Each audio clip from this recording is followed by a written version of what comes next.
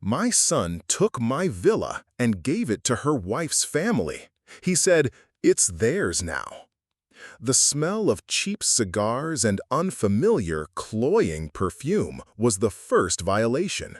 It hit me the moment I stepped out of my car, a foul miasma hanging in the pristine sea air that always surrounded my coastal villa. This place, Eleanor's Haven, was my sanctuary, built with my own two hands and named for my late wife. It was supposed to be a place of peace, of memory. But as I walked up the stone path, the sound of raucous laughter, not my son's, not my grandchildren's, grated against my soul.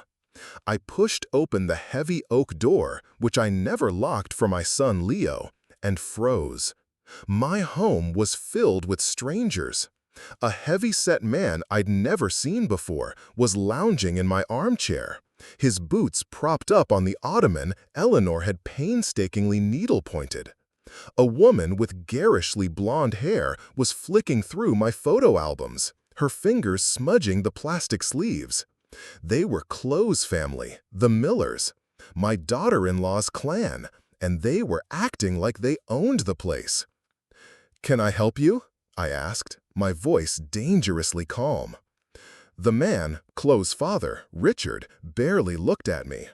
"Just making ourselves at home," he grunted, taking a long drag from his cigar. "Chloe and Leo said we could come up for a few weeks, get away from it all." Get away from it all? In my house? Without so much of a phone call? I scanned the room. My wife's favorite vase was gone from the mantelpiece, replaced by a cheap ceramic mermaid. The silver candlesticks we'd received as a wedding gift were nowhere to be seen. A cold dread, slick and oily, began to seep into my veins. I pulled out my phone and dialed my son. It went to voicemail. I tried again. This time he answered, his voice breathless and distant. "Dad, is everything okay?" "Leo, what is going on at the villa? Chloe's family is here. They've moved in." There was a pause. I could hear Chloe's muffled voice in the background. "Oh, right," Leo said, his tone suddenly artificial. "Yeah, I was going to tell you. We're letting them use the place for a while. They've had a tough run of it." "Letting them use it? Son, they're redecorating. My things are missing. You need to come down here and sort this out, now." "I can't, Dad. We're busy. Look, just let them be. We'll talk later." He hung up before I could reply. The word "busy" echoed in the suddenly silent room. The Millers were watching me now, smirks playing on their lips. They knew something I didn't. The dread turned to ice. I left without another word, the feeling of being a stranger in my own home clinging to me like a shroud. The next morning, I was in my lawyer's office, convinced this was some bizarre, monumental misunderstanding I could fix with a sternly worded letter. "Arthur, this can't be right," my lawyer, Tom, said, his face pale as he stared at his computer screen. "What is it?" I demanded. He swiveled the monitor toward me. It was a digital copy of the property deed for Eleanor's Haven.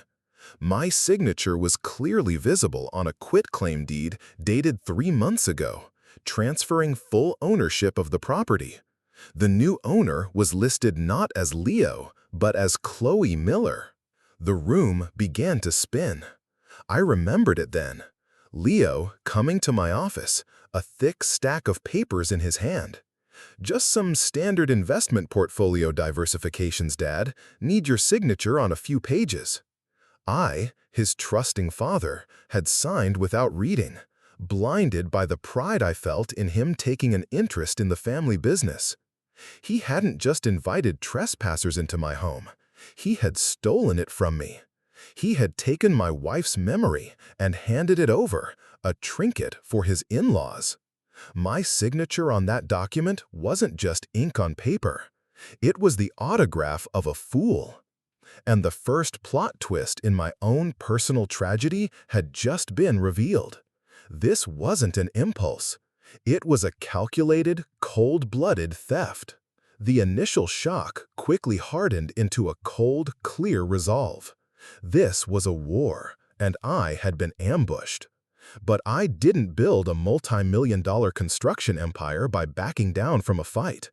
My first call was not to Leo, but to a man named Marcus Thorne, a private investigator whose methods were as discreet as they were effective. I needed to know everything, not just about the deed, but about the why.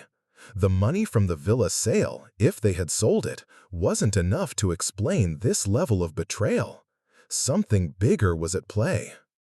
While Marcus began to dig, the digital flaunting began. Chloe's social media became a grotesque spectacle of their newfound wealth. Pictures of her and Leo on a yacht captioned, "Living our best life." A new luxury sports car for him, a diamond tennis bracelet for her. They weren't just living in my house, they were liquidating its soul. A quick search by Marcus confirmed my fears. They hadn't sold the villa. They had used the fraudulently obtained deed to secure a massive mortgage against it, pulling out nearly 80% of its value in cash. They were burning through the equity, my life's work, on trivial luxuries. Seeing my son, my only child, grinning vacantly in those photos, a puppet dangling from Chloe's strings, was like a physical blow. I remembered the day he'd introduced her. She was sweet, doe-eyed, and full of praise for his brilliant father. She seemed to adore Leo, and he was utterly captivated. Against my better judgment, I'd ignored the flicker of avarice I saw in her eyes when she first toured my primary residence. I'd paid for their lavish wedding, set Leo up with a generous trust fund, and given him a senior position in my company he hadn't earned. I had mistaken her ambition for love and his weakness for devotion. I had paved their path to my own destruction with gold.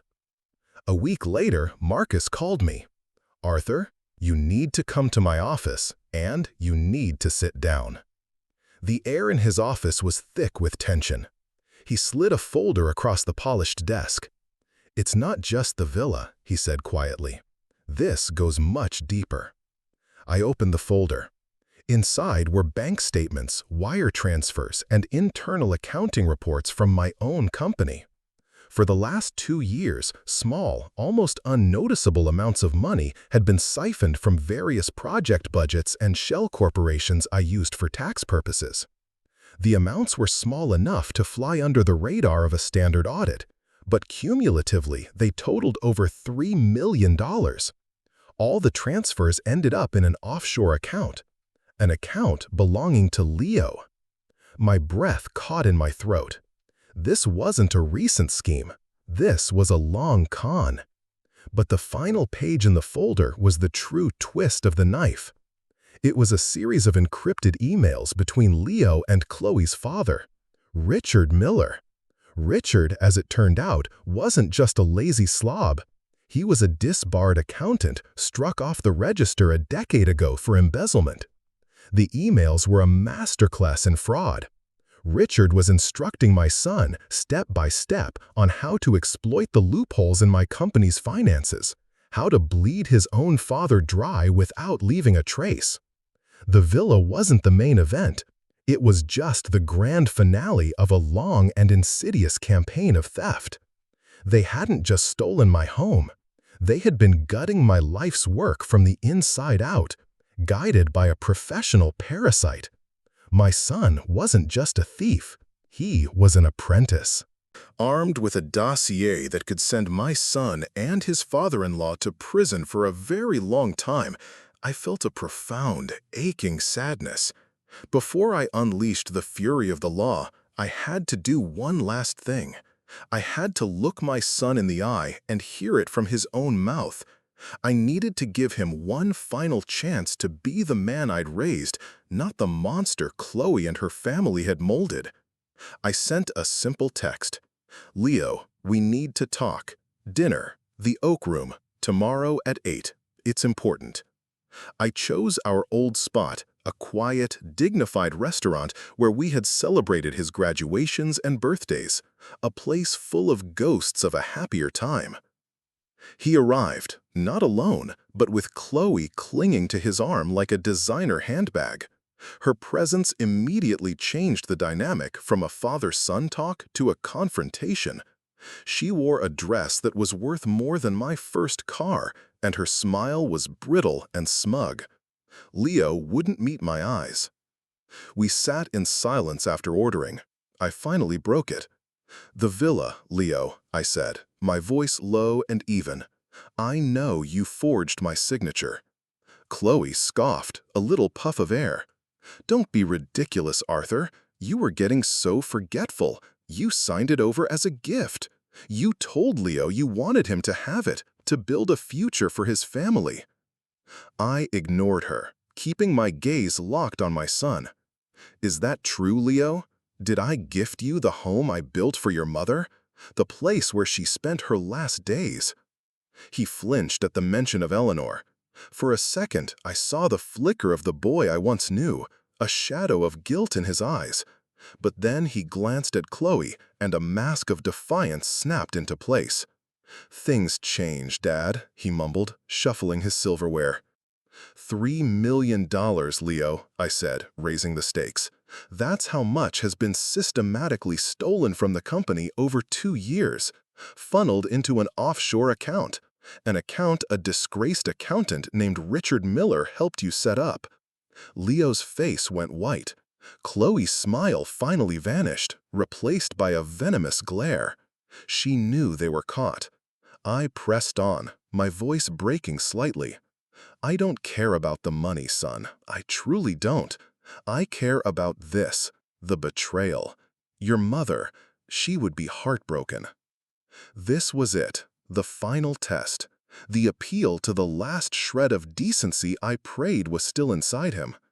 I was offering him a way back, an off-ramp from the highway to hell he was on.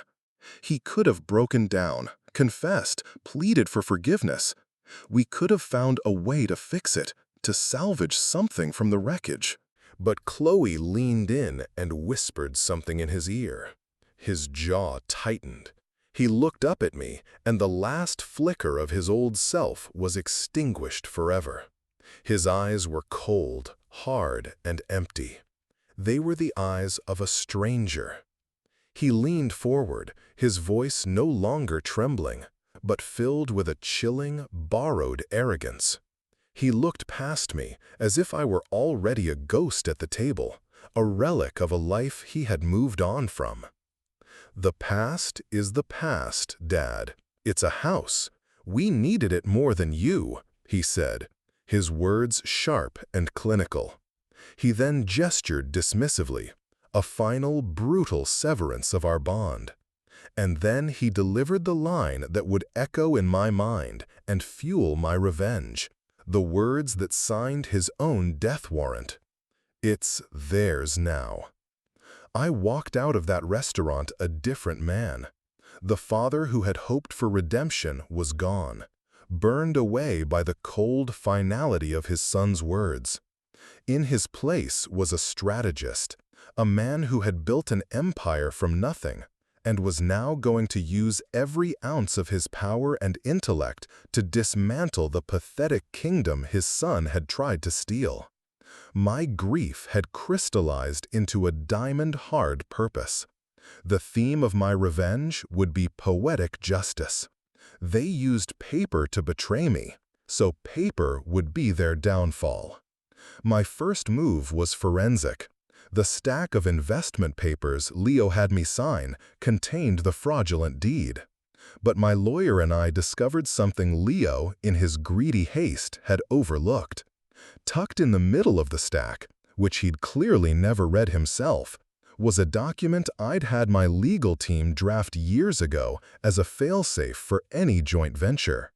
It was an irrevocable power of attorney, triggered under specific conditions. One of those conditions was financial malfeasance or default on an intercompany loan. Second, I meticulously recategorized every dollar Leo had stolen from the company. With the help of my accountants, we reframed the $3 million not as theft, but as a series of high-interest, unsecured personal loans from me to him. The paperwork, backdated and perfectly legal, was ironclad. Third, Marcus's investigation into Richard Miller had yielded gold. Not only was he advising Leo, but he was also consulting for others, a direct violation of the terms of his professional disbarment and likely his parole from his previous conviction. The trap was set. Now I just had to spring it. On a Tuesday morning, I initiated the perfect storm. At 9 a.m. sharp, my lawyer formally called in the $3 million loan, citing Leo's failure to make a single payment. We gave him 48 hours to pay in full, an impossible sum. At 9:05 a.m., a second lawyer from my firm contacted the bank that held the massive mortgage on the villa. We presented them with irrefutable proof that the deed used to secure the loan was obtained fraudulently and was currently under legal contest. We also informed them that the borrower, Leo, was simultaneously being pursued for a multi-million-dollar debt default. Panic is a banker's worst enemy. The bank immediately froze all of Chloe and Leo's accounts and recalled their entire mortgage, citing a fraud clause in their lending agreement. The river of cash they were living on dried up in an instant. At 9:10 a.m., an anonymous, detailed tip, complete with copies of the incriminating emails, was delivered to the State Accounting Board and the District Attorney's Office, outlining Richard Miller's illegal advisory activities. The fallout was swift and spectacular. Leo and Chloe were suddenly pariahs. Their credit cards were declined. The new sports car was repossessed from the driveway of the villa. They were trapped in a house they no longer had the equity for and couldn't afford to run, with a bank demanding immediate repayment of a loan they'd already spent. When Leo's 48-hour loan deadline expired, I played my final card.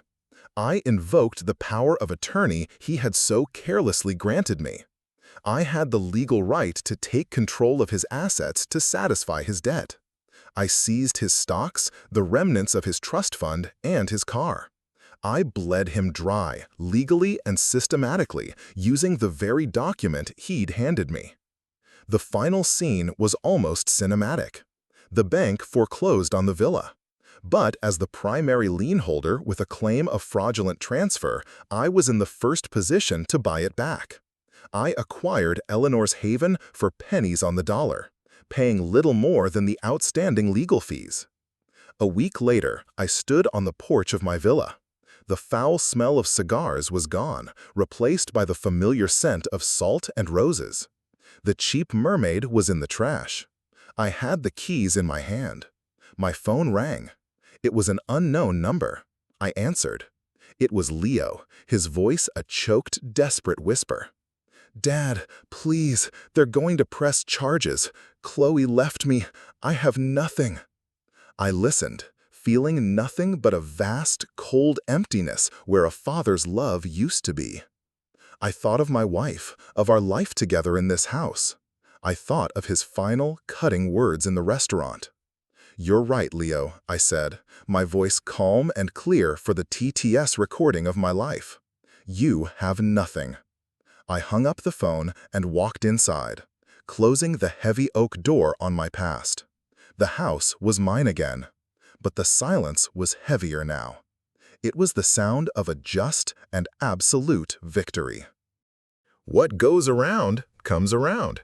If you believe in karma, deliver some good karma to this channel by hitting subscribe and liking the video. We appreciate your support and we'll be back with more justice soon.